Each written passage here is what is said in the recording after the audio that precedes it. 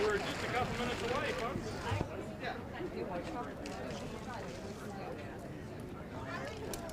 I think it's probably my job to stay here. Bring real close, real close, real close, real close. That's it. I'm going to grab the spoon. So you don't hit your water. Real close. Let's take position, please.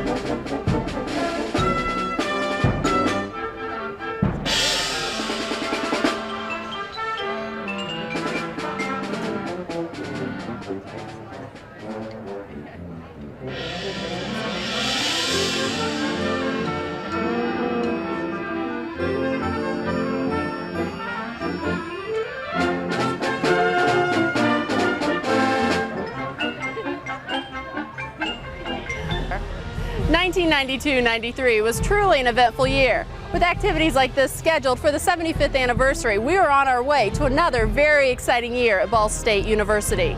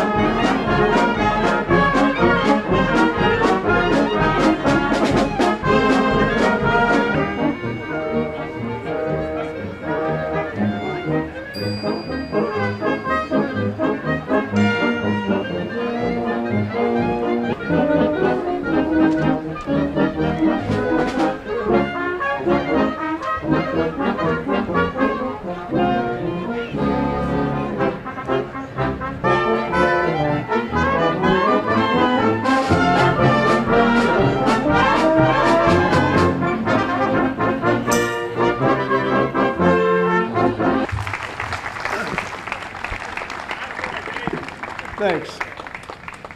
Good afternoon, everybody. It's good to be back at Ball State, being a graduate of 1984, and especially as the mayor of your city. It's indeed an honor to be able to read a proclamation.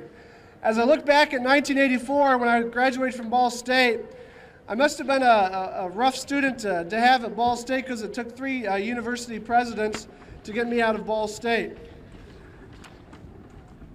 But as I look at 84 and where we are today, and plus the past 75 years, it is with great pride that I see a wonderful and outstanding university. And as you look at the past 9 years, you've seen a lot of exciting things happen to our campus, and a lot of that credit is due to our outstanding president, President John Worthen, and also the Board of Trustees that make it happen. But on behalf of the city, at this time, I'd like to read a special proclamation commending the 75 years of Ball State University.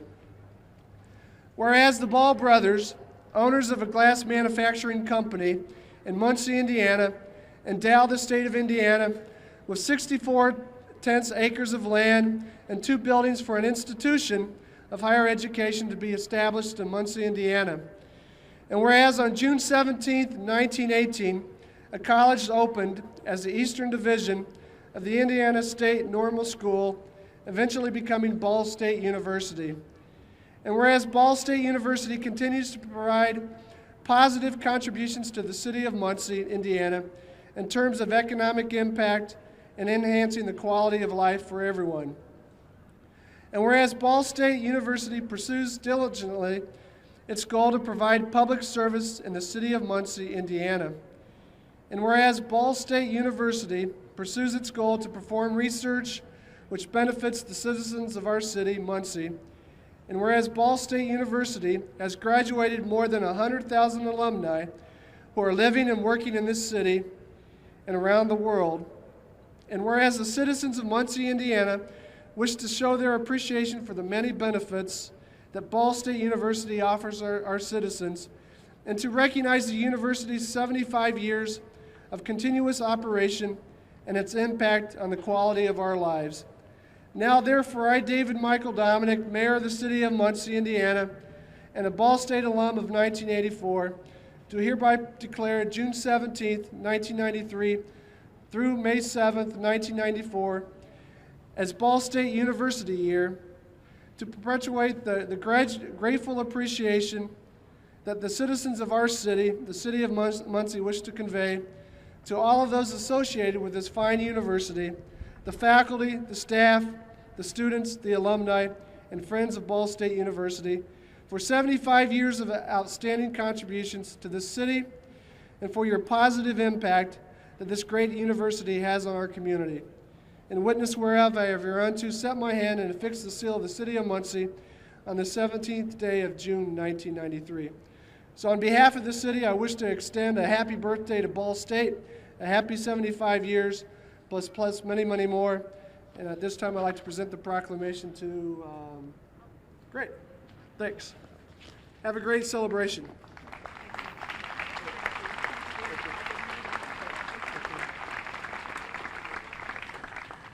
The rest of our program will begin. I'm going to introduce our soloists, okay?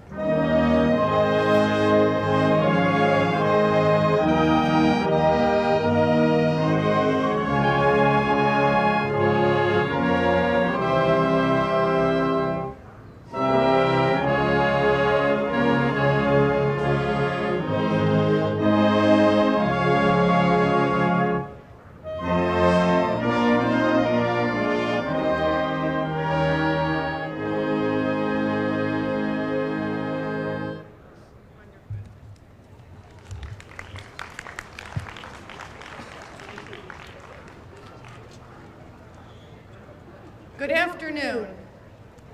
My name is Janice Steele, and I am chairperson of the 75th anniversary kickoff celebration. And I'd like you to be welcome to a very special Founders Day. The 1993-94 academic year marks the diamond anniversary of Ball State University, a celebration of 75 years, a year-long commemoration when we will reflect on Ball State's evolution as a major teaching university and look ahead to the university's future. A committee representing the past and present Ball State University family has worked to plan an extraordinary year of celebratory events. Members of the committee can be identified by their straw hats. I do particularly want to recognize our chairperson, Oliver Bumb,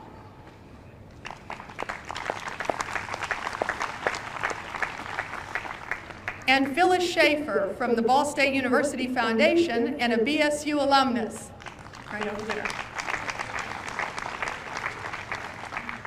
I would also like to introduce those former and current members of the Board of Trustees. Former members who are with us today are Will Parker, If we could wave, we could all acknowledge everyone. Will Parker, Jack Peckinpah, right there. Jim Garrettson, who is also a member of our year-long celebration committee, and Steve Lowry. Current members of the Board of Trustees who are with us today are James Parks, Tom DeWeese, Mary Lou Conrad, Hollis Hughes, Greg Schenkel, Penny Thomas in a wonderful hat, Richard Moak, and David Lassiter.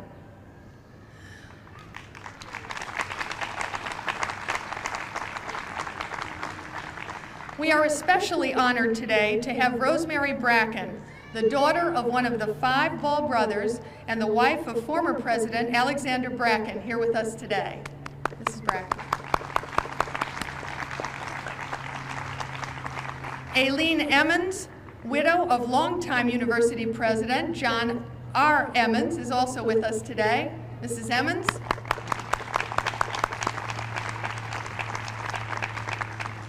John Pruce, who was president of Ball State University for 10 years. John's going to wave to us. And Margaret Bell, widow of Robert Bell, former president and the first chairman of our celebration committee. It is now my pleasure to introduce Board of Trustees member Greg Schenkel, who will read an executive order.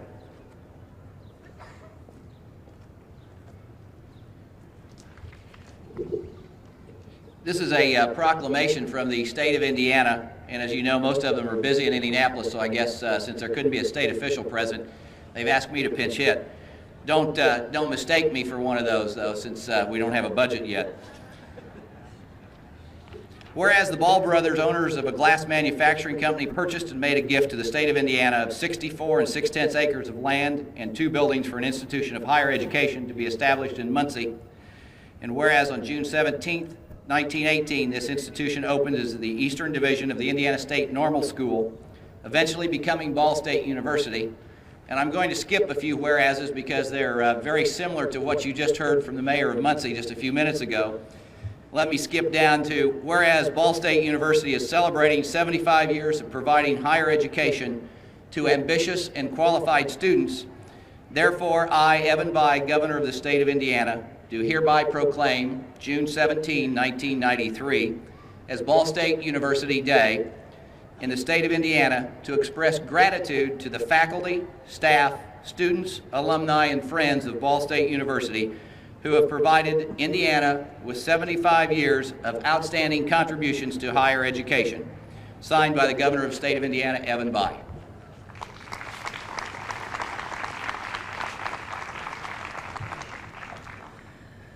Throughout the year, we will be bringing to campus distinguished alumni to celebrate the diversity and accomplishments of our graduates. I begin today by introducing James Parks, President of the Board of Trustees, a 2-time Ball State graduate, and President and CEO of the AAA Hoosier Motor Club. Mr. Parks.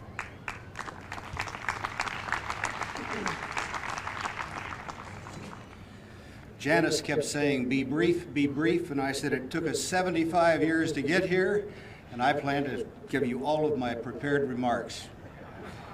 It's truly an honor for me to be here today as President of the Ball State University Board of Trustees to represent this board and to begin the year-long celebration of the university's 75th year.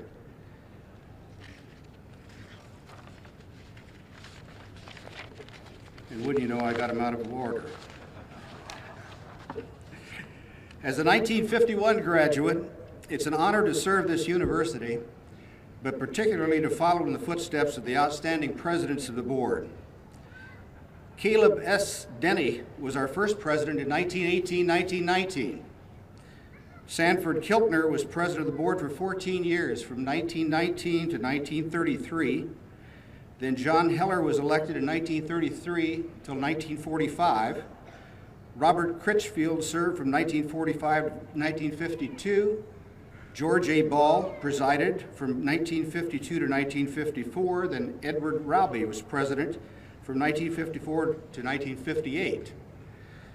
And of course, Alec Bracken served the board for 26 years and was president for 22 years until his retirement in 1980. More recently, my good friend and tenacious Will Parker, back there in the corner, and my immediate predecessor, Frank Bracken, served as president of the board. These men worked side by side with the administration, faculty, and students, and others like Frank Seaball, who served on the board for 25 years, to take a struggling little normal school in Normal City, Indiana, and lay the foundation for a major doctoral university with 20,000 students and 237 undergraduate and graduate programs. There have been 92 members of this Board of Trustees, 10 board presidents, and 19 of these people were ex officio by virtue of being the superintendent of public instruction. The group also includes 11 students, and I understand we'll be getting our 12th student in the very near future as soon as the governor gets a new budget. There wasn't always a strong, stable, solid school. In fact, in considering a series of early failures to operate a private institution here and the troubles that plagued the school even after classes began on January 17, 1918, as the Eastern Division of Indiana State Normal School located in Terre Haute, it's a wonder we're here today at all to celebrate 75 years. The minutes of the board show that in November 1918, the school was closed for nearly 4 weeks because of an outbreak of influenza. In May the following year, there was so much dissension and conflict among the faculty that the board voted to dismiss both the dean of the campus and the most prominent member of the faculty, an English professor named Earl F. Clippinger. But Clippinger refused to leave. He retired some 20 years later. In June of that year, President Parsons was forced to travel from Terre Haute and spend a dreaded summer in Muncie because, and I quote, "The school is in such a tangle and there is so much strife, bitterness, and dissension that something must be done if the school is to succeed." Back then, the trustees were involved in purchasing property, appointing faculty, granting degrees, approving budgets, awarding contracts, and really doing some nitty-gritty nuts and bolts business, daily business of the institution. While the board still performs most of those kinds of responsibilities today, it has evolved from the daily nuts and bolts of operating a normal school to a body that sets the broad policies and oversees the direction of the university. It has gone from a board that literally once spent a great amount of time planning and approving the conversion of a closet in the administration building into a men's toilet, to a policy board that is steering Ball State on a course that will make it the university choice in Indiana. 75 years really is a relatively young for a university. But this anniversary proves an opportunity for us to look at how far we've come. From a tiny, struggling school with 380 students, a history of false starts and serious doubts about our eventual success, to a major doctoral university that is demonstrating to the state and nation what a public university is capable of doing and should be doing as we enter a new century.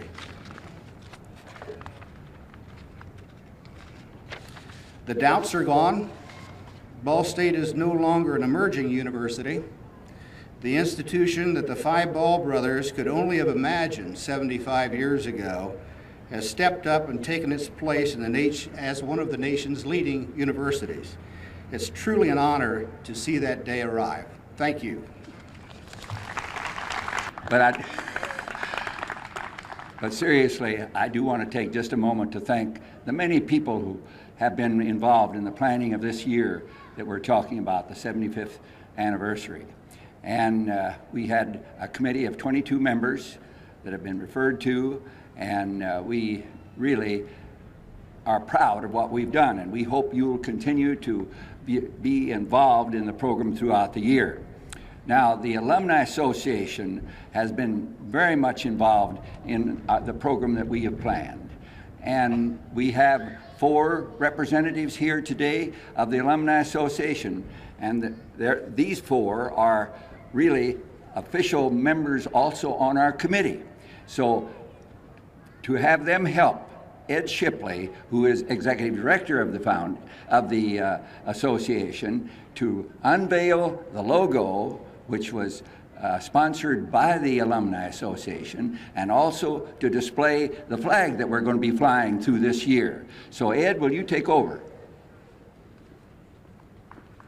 Thanks, Oliver.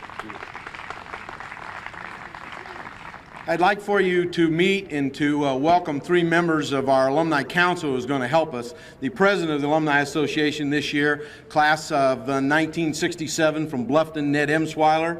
If you come forward, Ned. And also helping us unveil the flag, the district commander from the Red Key State Police Post, the class of 78, Rick Reese, and the class of 72, a principal from Fort Wayne Middle School, Charles Green. They're going to help us.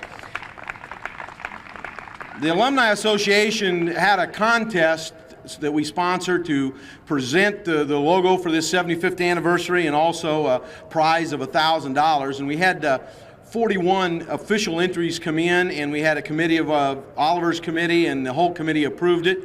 And I would like to present the winner of that contest. And Ned is going to present him a golf shirt with the logo on it and a check for $1,000 on behalf of his efforts. And the designer of our logo from Indianapolis, Indiana, he's the art director at Communico, which is a member of the Jackson Group, class of 1982, Mr. Kevin Bird. Kevin?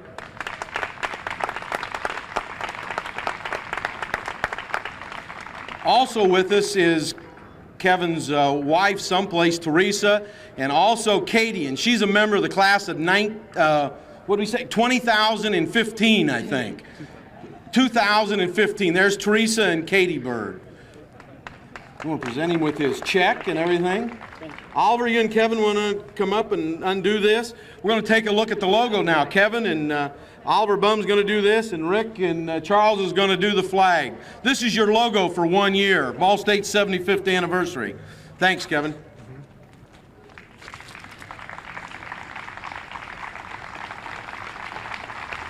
Good job, Rick.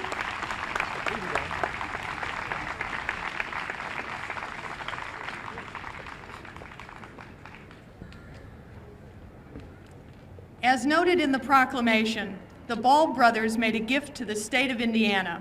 Here representing the Ball family is Frank Ball, a third-generation Ball family member, grandson of E.B. Ball and son of Edmund Ball, Mr. Frank Ball.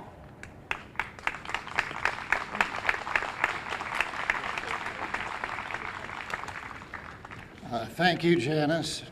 True to form, I will be brief.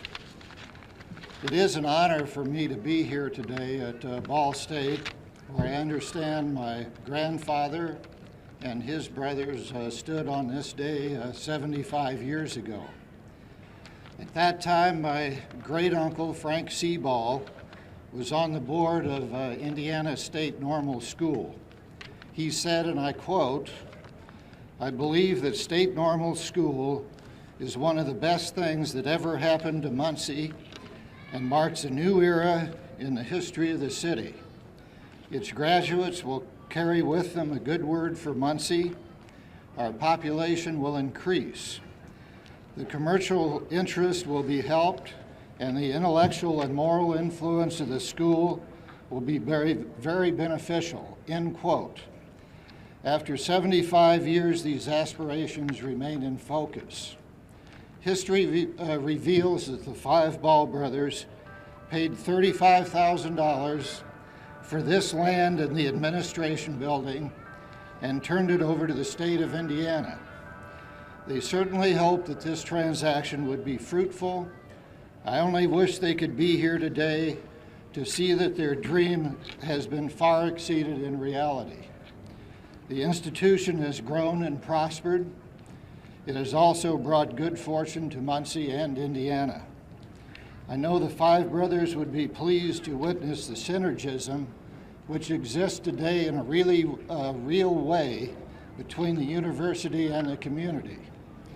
On behalf of the Ball family, I congratulate Ball State on a tremendously successful 75 years of higher education and offer our best wishes for continuing the university's tradition of academic excellence. Thank you for inviting me to share this day.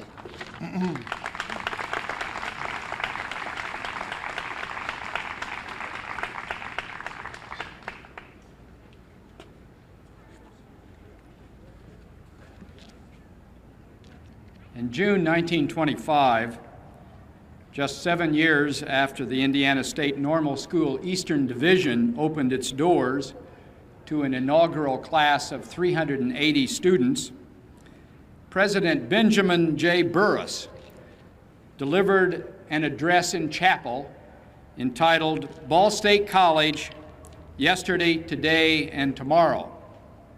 On that occasion, President Burris said, "The soul of an institution, like a human soul, lives on. Change and time do not destroy it. We should not forget the institution of yesterday and the hope for tomorrow." Less than 2 years later, actually 28 months after taking office, and at the age of 45, Benjamin Burris died. But his name and his legacy lives on. We're here today, 75 years to the day that classes convened in that building just to the south of us, the Ad Building, to begin a year-long celebration of the diamond anniversary of this university. We have not forgotten the institution of yesterday. We will not abandon the hope for tomorrow. We've traveled a long road from a tiny school at the end of a trolley line, born in turmoil and dissension, chartered to train school teachers up to the 5th grade, staffed reluctantly with faculty from another institution, and without even a name of its own. We have arrived here today in large measure because of the will, wisdom, and wealth of 5 brothers and their descendants. From the beginning, the Ball brothers understood the contributions that a college would make and the value it would add to their community. That foresight led them to purchase at public auction the 60 acres and 2 buildings of a failed private college and donate them to the people of Indiana to establish a state school here. But many have made this journey possible. William Wood Parsons, Linnaeus Hines, Benjamin Burris, Lemuel Pittenger, Winfred Wagoner, John Richard Emmons, John J. Pruce, Richard Burkhart, Jerry Anderson, and Robert P. Bell. We're celebrating the contributions of these and many other people to the creation of a premier teaching university, rooted firmly in the traditions of excellent teaching, but always with a vision for what the university could become. We've always desired to be the kind of university that Samuel Johnson described when he said, "The supreme end of education is expert discernment in all things, the power to tell the good from the bad, the genuine from the counterfeit, and to prefer the good and the genuine." With grateful appreciation to all who have come before us, I believe Ball State is that kind of university. And the story of our first 75 years is one worth celebrating. I also believe, just as President Burris did, that Ball State is the hope for the future. On this day, 75 years ago, the war to end all wars was coming to a close. The Jazz Age was about to dawn. The Great Depression awaited, as well as another world war, a Cold War, and the Space Age. Through it all, Ball State University has prospered without ever losing the vision of those who saw a place where teaching was valued above all else, where beneficence was more than just a campus landmark, and where the names Burkhart, Preuss, and Emmons would always be more than just names on campus buildings. John Gardner, the founder of Common Cause, said that one of the enemies of life is the foolish notion that there is a point at which we feel we have arrived. So we scramble and sweat to reach what we thought was a goal, only to achieve it and feel a little empty, wondering if we climbed the wrong mountain. But life isn't a mountain that has a summit or a game that has a final score. Life is an endless unfolding, an endless process of discovery, an endless confrontation with the challenges we find ourselves facing. It's true for universities as well as for people. So today we begin a celebration, not so much of a mountain climbed or a victory won, but a challenge met. From Indiana State Normal School Eastern Division to Ball Teachers College to Ball State University, it's been a glorious journey, and the road that stretches out ahead is indeed inviting. It's an honor for me to have traveled with all of you this far. Thank you, and happy birthday, Ball State.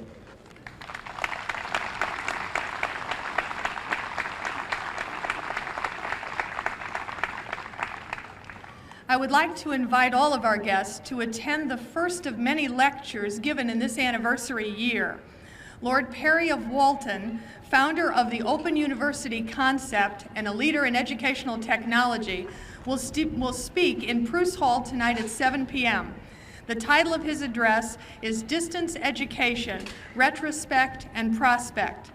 I would like us in conclusion to thank Roger McConnell and America's Hometown Band for this wonderful program of 1918 music. Can we do that?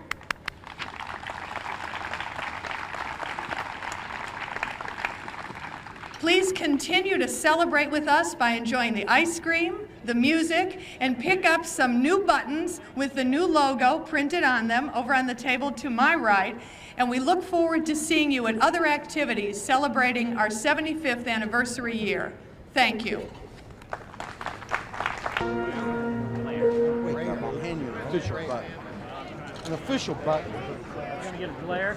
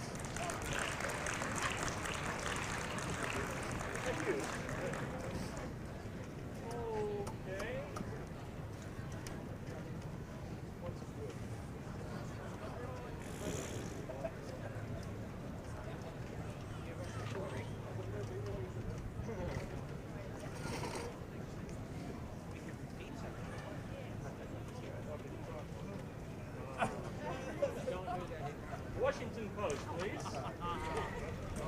Followed by national emblem.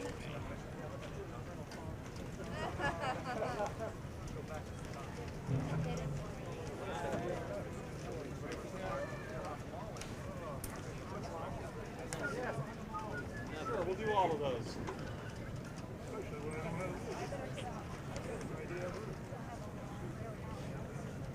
What do they call first? Washington Post.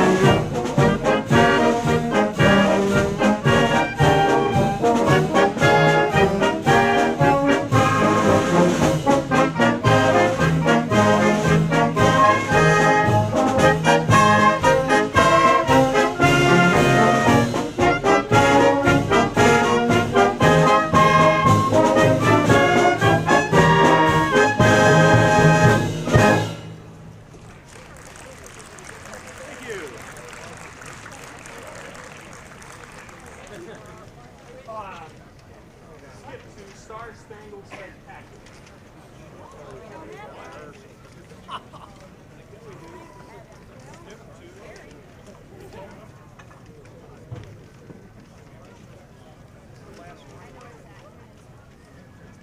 We leave 1918 very shortly.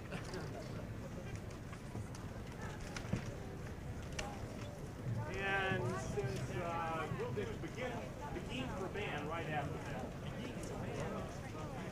That's about 1948. Yes.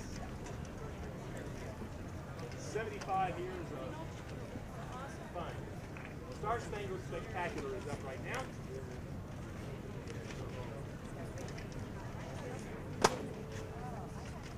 There are times that we prepare for our next program. Okay, Star Spangled Spectacular.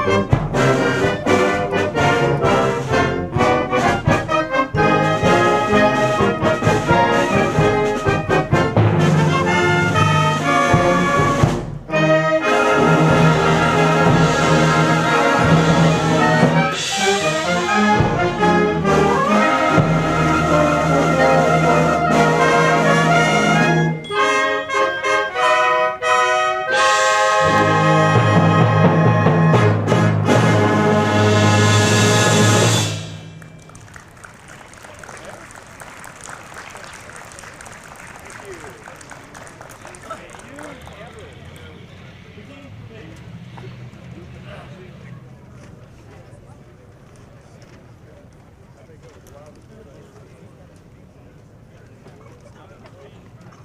follow that with Wait Till the Sun Shines Nelly.